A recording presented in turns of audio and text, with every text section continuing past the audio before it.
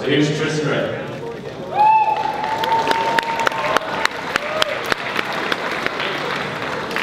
Let's see. Gotta adjust the microphone length. I've never actually used a microphone to present like this. So, hope this is good. So, this is going to talk about all about cube timers and why you, yes you, all of you should try and make one. So I used to make a lot of YouTube videos, and I don't do that so much anymore because I focus my time making a timer. And just a quick disclaimer, it's 5-timer. It's the only thing I'm really going to mention about it. I'm only going to mention from there, just my experience with it. I think it's a 2-timer, but there are 3-timers too. So, before we get into all that, it's all about 2-timers, so we're going to do a quick history of them. And of course, the one that everyone knows is the physical timer, the speed stack timer. This is actually not used for cubing, of course, it's not made for cubing, it's made for cup stacking. Let me just pause for a second, I'm out. I've been thinking about this talk for like half a year, so I'm really excited to deliver it. I'm like excited to talk really fast, so if I'm talking too fast, raise your hand and do like a little code word motion. Yeah. Okay, yeah. Cool. Back and forth. So, speed stack timers, they're made for cup stacking. They used to look like this. The little handprints are actually, they weren't capacitive, they actually took a little bit of pressure to stop them. And it was really cool that it was all this flat, that it was built into the mat. You read the time on the side there. Then they look like this. It's kind of the same as we know now. There are 3 more iterations before we get this little blueprint that we got today. They had a save functionality. You can save your best times into the timer. There's in cup stacking, there's 3 different kind of events, as we call them. There's like 3-3, 5-1, and there's one more. I don't know what it is. Cycle. Thank you. Yeah, I don't cup stack, so this is why. Then the next version, it's basically the same thing, but there's another significant digit. And the other actually doesn't use that digit. We're still using 2. And then now it's like this, and it's this curve, and it's supposed to be more like 9. And actually, I think it is. It's kind of curved. This is the first time I've used it in this competition, and it's really nice to have a curved surface. Patents are very restrictive. You may have seen a lot of knockoff timers, and you may have seen them on online cube shops or something. Usually they take them off very quickly, if they're in America at least, because speed stacks is a small business in Colorado. I do understand that. But at the same time, the prices are prohibitive. And I think it restricts people from getting into cup stacking, which is the intended purpose, or being able to organize cup stack competitions. It'd be great if we could make a different timer that was cheaper and could also do a lot more, and like the physical timer, I mean. And I think there's a way around the patent, but I'm not going to talk about it now. I'm going to talk about it outside of this venue, because I don't want speed stacks now. So we're going to look at software timers for a second. The rest of the talk is going to be about software timers and why you should make one. So I'm going to be talking about 3 categories for timers. It's going to be a desktop, it's going to be mobile, and it's going to be web. A desktop timer is something that's separate outside the browser. And old cubers, sorry, slower. Old cubers will remember desktop timers like JNet. I think you didn't use random state scramblers apparently. You also remember CubingUSA timers, CCT. It was the first time you could plug a stack head into your computer for. And there was also Tristan puzzle timer, it would be the same thing. And there's I don't know if I should mention this or not, it's still a good small timer. I think the speed only for it is pretty active, but a block keeper, and then you can install that on other stuff too. And that's a pretty good timer, I think. It's also all across the platform because it uses something called Electron, which we're going to talk about here. Then there's mobile. The first timer for that was IA timer by Dan Cohen. And a lot of people still use IA timer. I'm trying to get them to search to newer stuff because there's a lot of cool things out there. But other popular timers for iOS are speed timer, PC timer, chow timer. Almost everyone uses chow timer. I usually like 8 rounds and I see what they're using. If you're on iOS, you're probably using chow timer. And then 5 timer, I think that has enough users to put it up there. Probably the second time machine. But then for Android, there's GJ timer, that was by Joey Gould, I'm pretty sure. And from there, there's been a bunch of different timers. For every iOS timer, there's about 5 Android timers on top of that, because the entry for variety is a lot lower. Yeah, so there's actually like 5 different cube timers that are on the store. You really also need to be one at the same time. But for this category, everyone's going to be choosing Twisty timer. It's a really good timer, and I make 5 timer for Android also, and I don't think I need it because Twisty timer is just so good. And then there's the web. On the web, people know QB timer, which is a really simple timer. It's just a pretty basic web timer. And then there's CS timer. And then finally, on top of it, there's timers CubingUSA, which Lucas talked about last year. They talked about scramblers. And it's a really basic simple timer, if you want to check it out. But, okay, that's history. Let's actually dive into this. So how do you want to build one? Oh yeah, those are the ones we use. Why should you make one? There are a bunch of reasons why you should make a CubeTimer, no matter who you are, and if you have technical skills or you don't have technical skills. The big one is the interface design. A lot of people can do interface design, but not everyone can do it necessarily well, and I think everyone should try to look at it because everything around you is an interface, and you should really try to think about how to make things around better sometimes. So designing interfaces is a really fun way to look at how you improve the world around you as well. Sorry, again, I'm really excited about all this. Going on with interface design can be user experience design, and that's really how an application will feel.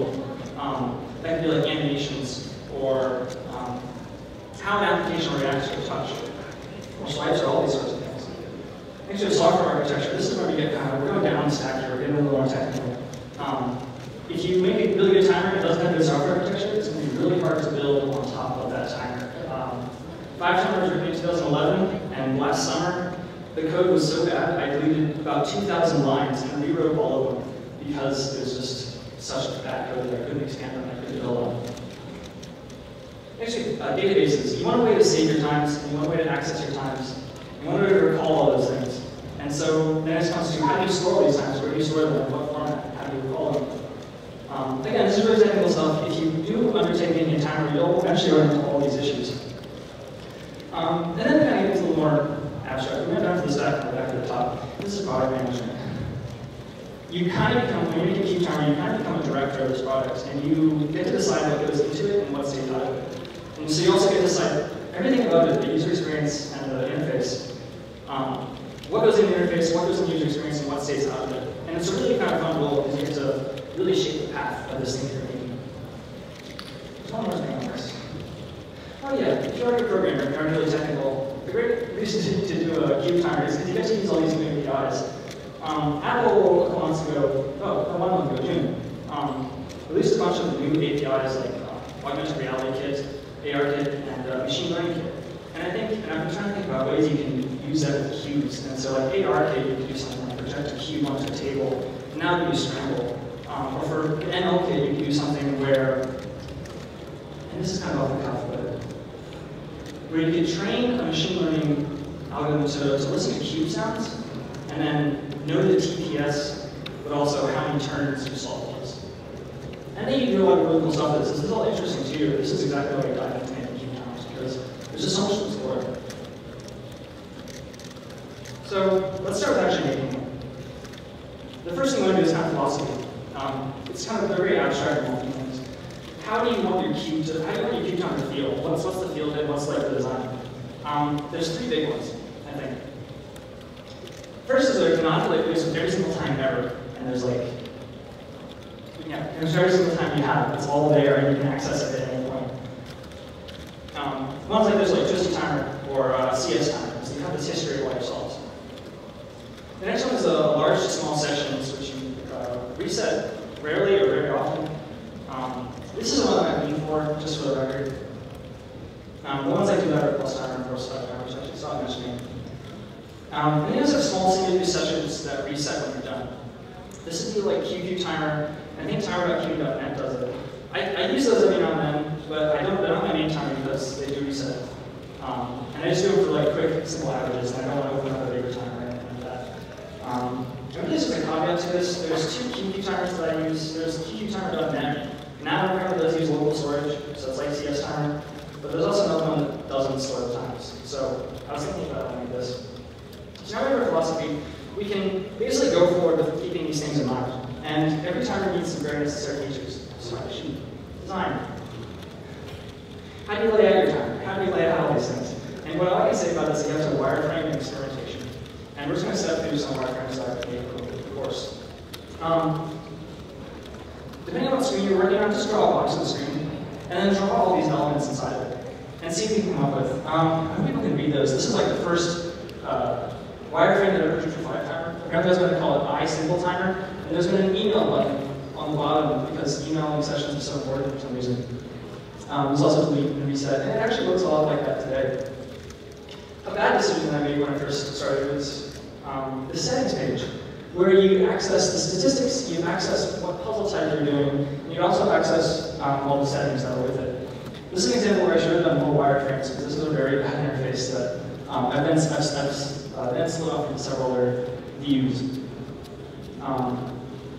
Yeah, and it also only supported 4 puzzles, supported 2x2, 3x3, 4, and 5x5. 4 wireframes. Then I made it for an iPad, and this is a better example of how you should be wireframing. Because basically you have the set of elements that you want to use, so I'm going to get to in just a bit. How are all these different combinations that you can lay out these elements? And this is actually the most fun, I think, of making applications, because you just get to draw a whole ton of different things. And maybe the scrambler goes here, maybe the buttons go here, maybe the timer goes here. Maybe there's a graph. But I don't think it's going to be a graph. We'll see now. So, and this is a more recent feature even. The new stats page project, it's much more refined. And I went through dozens of iterations trying to get to this idea. Even this idea, it's not fully implemented. I got rid of the little graph in the center because you scroll through the graph and you also scroll the times below. And it didn't really make sense to go through those methods of doing those things. So yeah, wireframing, that's all you can say.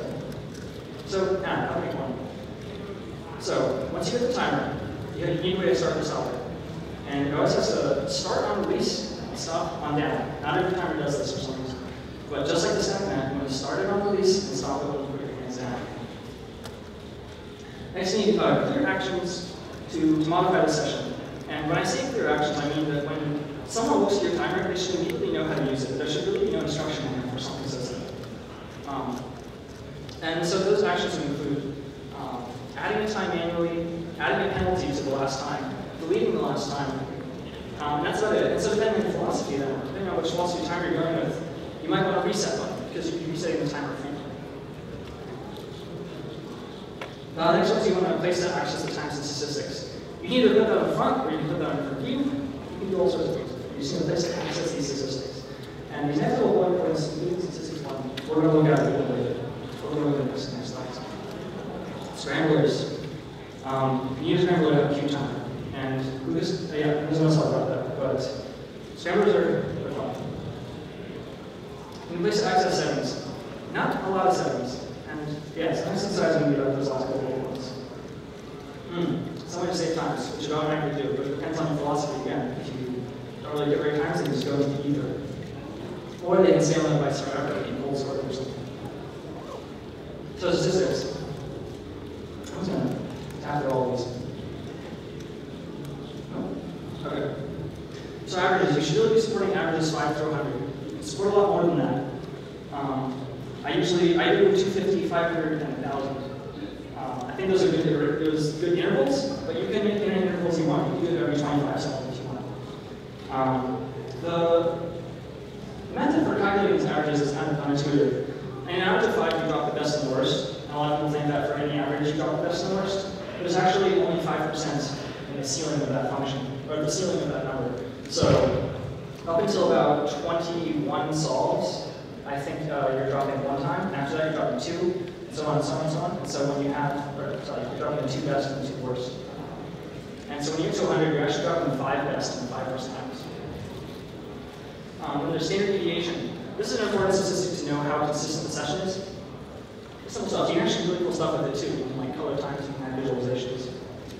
You have the mean. I like caveats to this that you can have the mean of 3 because some puzzles do support that. I don't know how to do about that, but for definitely the official WCA puzzles that use the mean of 3, you should use the mean of 3. And then highlighting the best and worst times in the session. You should be able to go to this new page of your statistics and see immediately what's the best and what's the worst time. I thought about this more, you could actually do this sessions where you're limiting more times. You could list the 5 best and the 5 worst. I don't know. I don't know time.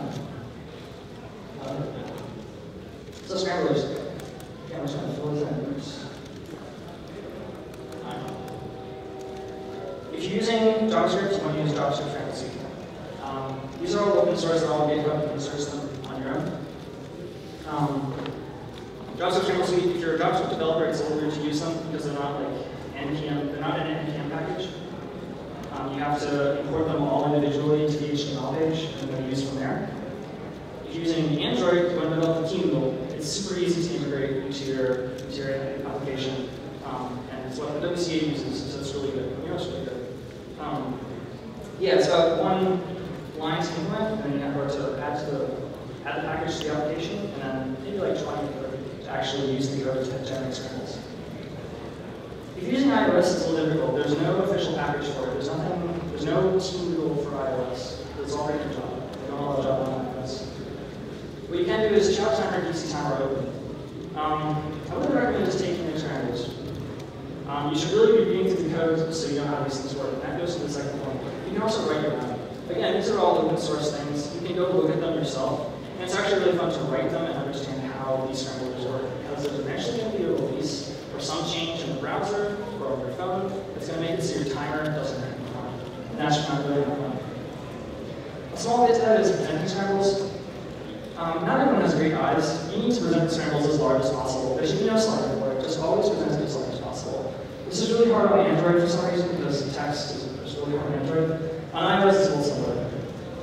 And the last thing, yeah, present instantly. We have multi-threading. There should be really no wait time when you're waiting for the next scramble to generate. There should be no spam. You have maybe, depending on what puzzle, you have up to 6 seconds or more to generate the next scramble. You shouldn't make the user wait for that. There's only 2 seconds really to include this. It's just full to start and inspection. Some people just like tapping to start the timer.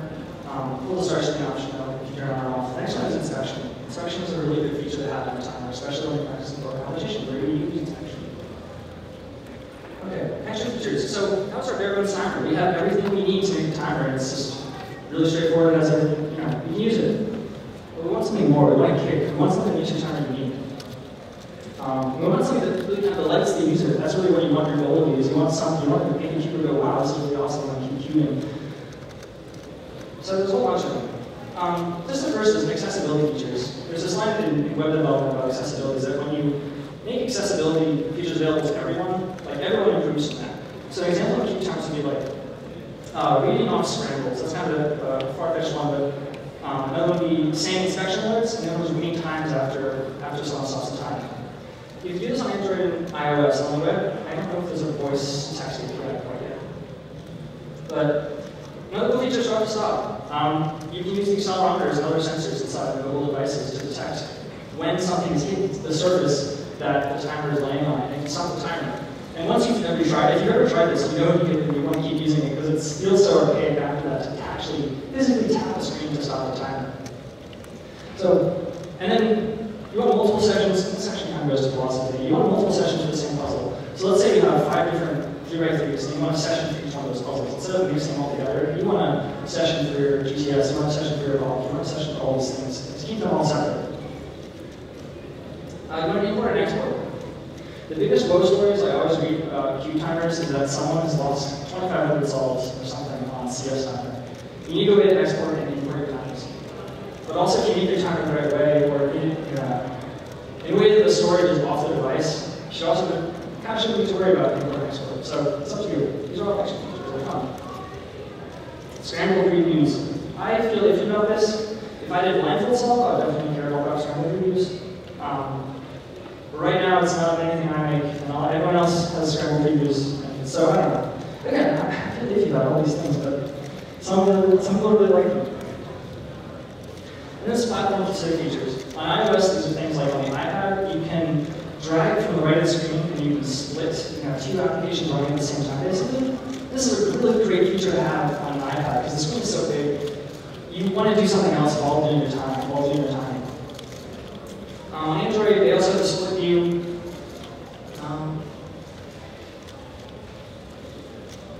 That's weird. I don't know whether it comes to mind, but yeah, there's a lot of options of things you can do between iOS and Android. You can attach a Bluetooth keyboard to Android and iOS. And so you can actually have a keyboard that starts at the time. It's really cool. The last one is localization. English is not the only language in the world. And I think it's really great for some people if they pick up a key term or pick up an application that's already in the language they understand. They don't have to jump through all these hoops, especially if they don't English very well. Localization is kind of hard, but you can open source it, or you can crowdsource it, and you can get it done pretty well. So, yeah, that's our timer. And that's everything you should include. Those are all the extra features that work. I'm going to talk about for a second about what not to include it. These are the features that do not work in timers. First one, milliseconds. Until the WCA counts milliseconds, I'm not going to count milliseconds. They don't matter. It's unnecessary to do. Next one is gestures. I used to work for a company that did huge multi-touch tables, like 8 inches across. And we also made some multi-touch software for it. And it could support up to like 10 fingers and all these different, like 200 gestures. And whenever we told clients this, they kind of go crazy about it because they would say stuff like, well, we can, the company would make these tables, these multi-touch tables for these Xeon displays. So the clients would go crazy with it because they'd say things like, we can use all these gestures, like we can make a 5-finger twist, do this, we can make a 4-finger swipe down, do this, and all that other stuff. You really shouldn't use any gestures that use more than 2 fingers. And even then, you shouldn't use that menu on top of that. A lot of people don't even know that on an iPad you can do a 4-finger swipe up to, what's it doing? It goes to the home page. No, I'm sorry, it goes to the tasks, which are you do a 5-finger pinch to go to the home page. Which is an example of just not people know those features. And so you should really only add a couple gestures. If you do add gestures, explicitly state them in the front. For example, when you turn on inspection, I have it so that if you tap the screen with 2 fingers, it cancels the inspection. And it explicitly says that underneath the option, which is not by default on. So if you're using gestures, make sure it's full node. Yeah, okay. So this next one, I dedicated more time to, and it's a little controversial. Graphs. You shouldn't have graphs in timers. And here's why. So, keeping is like driving a car. You don't need to know how fast you are going, you just need to know how fast you are. It really doesn't matter that a year ago you were 20 seconds and now you're 15 seconds. It just matters that you're 15 seconds now. And the opinion I heard, the closest argument I heard against this is that you want to know how fast you're improving. Related to that, answer this one because I'm going to lose. You don't need to know how fast you got, just that you are fast. Graphs don't matter. And so we're going to go through a couple ones. From afar, they pretty much all look the same. Here's 2,000 solves. Oh, these are all taken from the CubingUSA subreddit, which is a great place. This is 3,000 solves. Kind of looks the same. There's 5,000 solves. I think it looks the same. It's all just after target.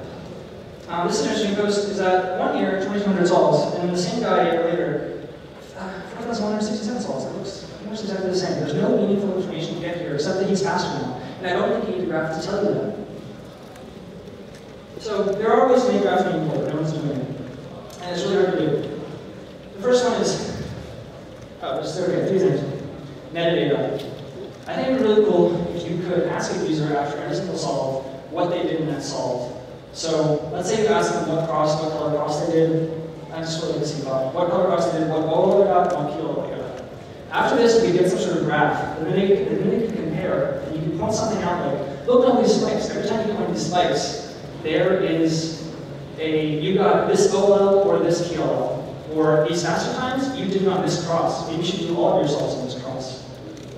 And then there could be something interesting there. And we're going to go through some examples of other visualizations right after this.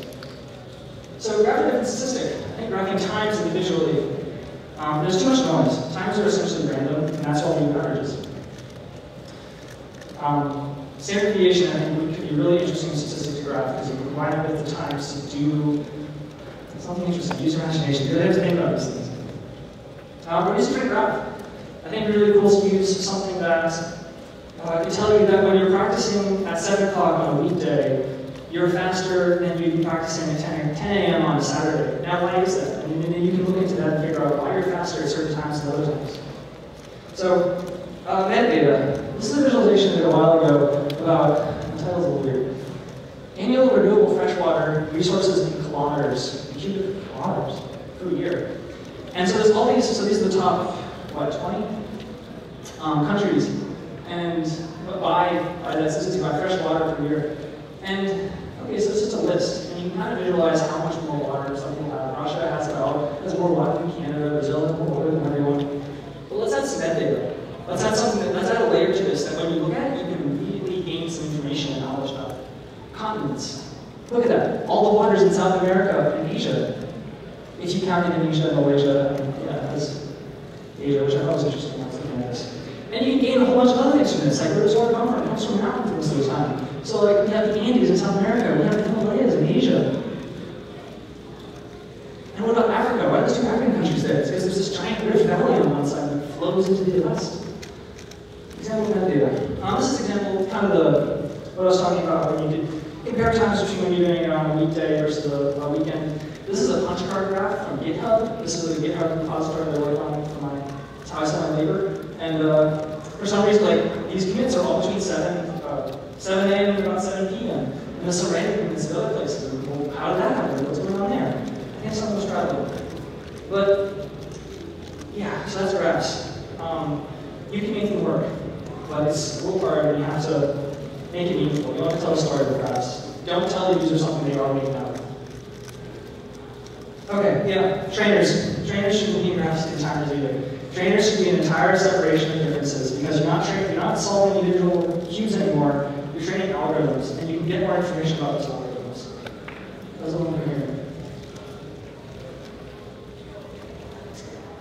Yeah, so you shouldn't have any PLL sets in your queue timer because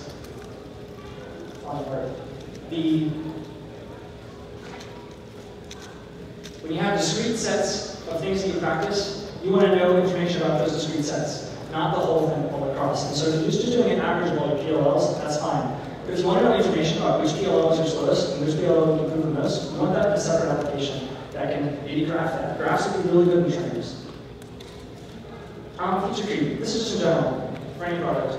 Don't put a chat application in your timer. I don't know how to do that, really. Unless there's some sort of multiplayer aspect. So there you go. I can't think of other feature creep, but a web browser, you can make a web browser in your timer, stuff like that.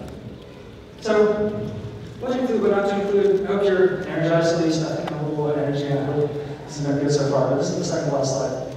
We're going to make it platforms. On mobile, there's Android, there's iOS. If you're doing Android, you're learning Java. Well, there's a new language out, it's called Kotlin. And it looks really cool, and it looks really easy to learn, especially compared to Java, which was invented like 20 years ago. More than that. If you're on iOS, there's Objective-C. Objective-C it has some weird stuff about it. But it works really well. Or you can also use Swift, which is also really easy to learn very new, very exciting stuff. I think if you learn Swift, you might be really good off as a developer like 5 years down the line, because I think Swift is going to do a lot more stuff. So IBM is investing much in that. There's a desktop. It's platform dependent. If you're on Windows, you use one thing. If you're on Mac, you can use Swift or you can use Objective-C. And if you're on, what's the last one? Oh yeah, Linux. You can use any of those if you do the right flags. And there's the web. The web is really great because it uses JavaScript. JavaScript is one of the most forgiving languages out there. You can basically add any two types and you won't get any kind of error from it. It's really cool. There are all really good resources for all these things. And I hope that's, yeah. And that's it. Go make your timer. I don't know if you have questions. Yeah. Okay, cool. So I just have one last thing. Great, you made your timer. Congratulations. You've taken this thing that was once a nebulous idea and projected it into real-world space, which is really cool when you think about it more abstractly. Like everything around you is an idea. This building around us right here. Someone in Fort Wayne said we need a convention center, and so they commissioned a bunch of people, and all their ideas got together, and they made this building around us. And so they really changed reality in that aspect. And that's a big, that's a big example. But even something smaller, like a Rubik's Cube, the chairs you're sitting in, those are all those ideas. Aren't you comfy right now? So, think about that when you're making a cube timer. You're really changing reality for people who use it, and you're changing how it works. And I think every one of you should do it, no matter what your skill set. Even if it's just drawing a wireframe, you can say that's really cool timer. That seems to be there. But I think everyone should make them. More diversity in the community means great things for everyone. And okay, that's it.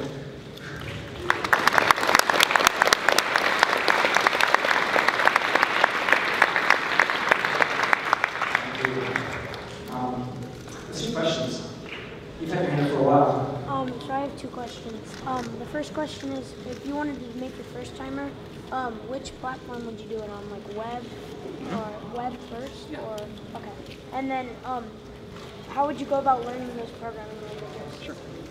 So the question was, what platform would you recommend making your first timer on, and then how would you go around learning those languages? I really recommend web because, again, JavaScript is so forgiving, and there are a lot of, not to think of this in career terms, but there are a lot of JavaScript jobs. So for each of those, let me think. For Android and iOS, they sometimes have free subscription services to your local library. Check that, and they have pretty good Android and iOS courses. For JavaScript, there's many, many ways to learn this. There's something, I learned JavaScript on something called Code Academy, which is like, looking back on it, it's really dry, but it taught me the syntax. I already knew how to program at that point. But check out Code Academy. And if you want more practical examples with code, especially online code like that, check out Code Skills. So I'm going to suggest it. If you hear that wrong, let me know. Okay, does that answer? Super. Sorry, I think I answered. So, say you make a nice timer, how are you going to get people to switch to it? So let's say you make a nice timer, and how do you get people to switch to it? That's hard. Now that everyone, so now I can be mobilized. Again, making our rounds, everyone's using shot timer. Shot timer is a pretty real timer, actually, and I don't think it's ever going to get updated again. I mean, all the way I'm making, I update like twice every day at least. And I listen to it, and I like, talk to everyone here, and I ask what kind of features they want, and I have like 5 new features in it when I get home, because it's so tough to do this. I don't know how to get people to use the timer more. It can be really difficult. Sometimes it's a good timer, people will hear it and they'll stick to it. What I do, and don't quote me about this, but if I see someone using Chow Timer, I'll tap on the shoulder and say, hey, we should use a new timer. Here's a free code for my timer. And sometimes they switch, sometimes they don't. Sometimes they don't want it. I don't know why. But, well, because they're awesome. Yeah. So if there's already a lot of good speed cubing timers out there, why shouldn't we make our own? So there's a lot of good speed timers out there, why shouldn't you make your own? I touched on this earlier again, and I should have iterated more in the beginning, but let's go back many slides here.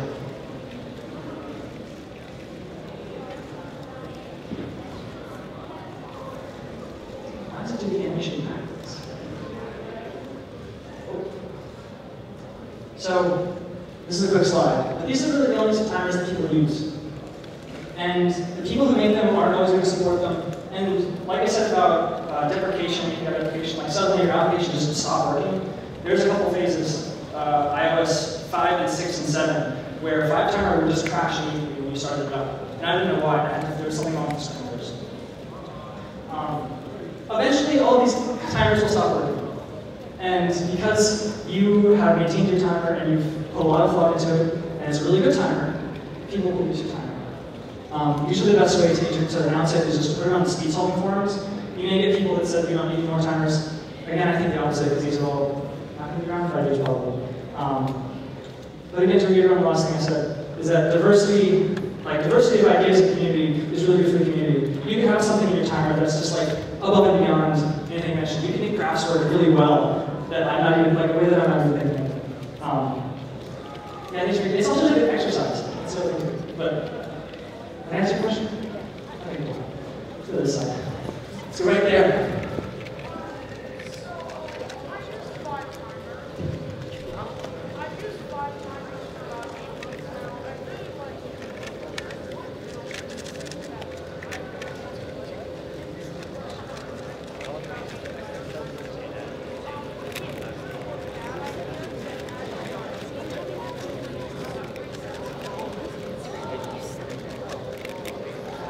So he's been using Prime Timer for a long time, and there's a feature that's missing. And it's a feature that I want to implement, but I don't know if I'll ever get to it, because I have a bunch of other ones that are cool. If you're thinking about adding his own, or making his own timer, I don't know if I'm addressing this or answering this right, but I made 5 timer because I was really tired of iOS timer. It was like the only one out there. If you're really frustrated with the status quo, just make your own thing. And that applies for all applications. You might have a hard time competing with Facebook or something like that, but by all means, make your own social media too. Does that answer your question? I don't know if I can. I feel like I forgot. Okay. Right behind them.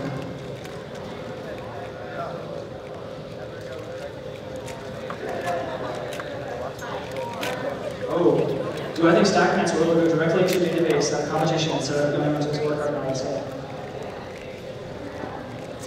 There's a tutor who's working on something like that. He's not here. His name is Jeremy Fleischman. He's worked on interesting stuff. Basically, it's hard to plug into a StackMat. It's hard to plug a StackMat into a phone because of some noise or modulation or frequency issues with how a StackMat signal connects to the phone. And so you need this little internal device. And so he figured out how to make that internal device. And instead of paying like $80 for these displays, or whatever they're paying for, we can just use like $20 Android phones. And those Android phones have wireless connectivity. So there's some working on that. And you should try and look up the microstructure and Jared Fleischman to see if you can figure out more. So we'll go over here, then, I don't know, one or two more? Okay. See two more. This is fun. Sure, yeah. Sure, Tom. I got this sweet Apple Watch. Will they make timers for like smartwatches or what? Timers for smartwatches. I don't know, I think that's the way to do it. I thought a lot about the Apple Watch, but the screen is just so tiny. But constraints can really drive innovation in surprising ways. Maybe someone can make a huge timer for example for an Apple Watch. There's a lot of limitations on the Apple Watch, I'll just say that. But the scrambler, you can turn the scrambler for Apple Watch. I think, yeah. And I know called Scramble Me, which is just, it's just a scramble program for iOS. And it's kind of my dream to get Scramble Me to run on like all these devices. So I did it for Alexa a couple months ago, a bunch of videos. I want to see if you can make a scrambler on a watch. I think it's supposed to be something that's something good. Can I ask you a question? Yeah, you did. Okay, there's one more video that's going to ask. Yeah, last question. What? Oh, what's the problem with timer? What timer? Like, what are some of the problems? Other timers. Older timers.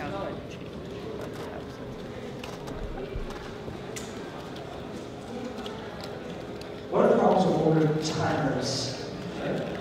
Yeah, what are the problems with older timers? There's no problem with using them. But they're going to be the same, and that's okay. But there's also a lot of new cool stuff happening that other people may start doing. And by sticking to your older is using this out. There's nothing wrong with using older timers. You might break one day too. So if you have like 10,000 times in there, and you really like older timers, really it could be that iOS 11 just like breaks everything. It doesn't break all the times over there, because I tested it. But I mean, you'll have one day. We'll use like 128-bit architectures instead of 64-bit, and all the other applications will disappear. This is happening right now actually with 32-bit apps on iOS. Is that they're forcing everyone to go to 64-bit applications, and everything that runs 32 before that being dropped. Okay, that was the last question. Thank you so much. I'm not doing anything tomorrow, so if you want to talk about working timers, just feel free to ask me while we're walking around. And thank you for attending this. And have a good day.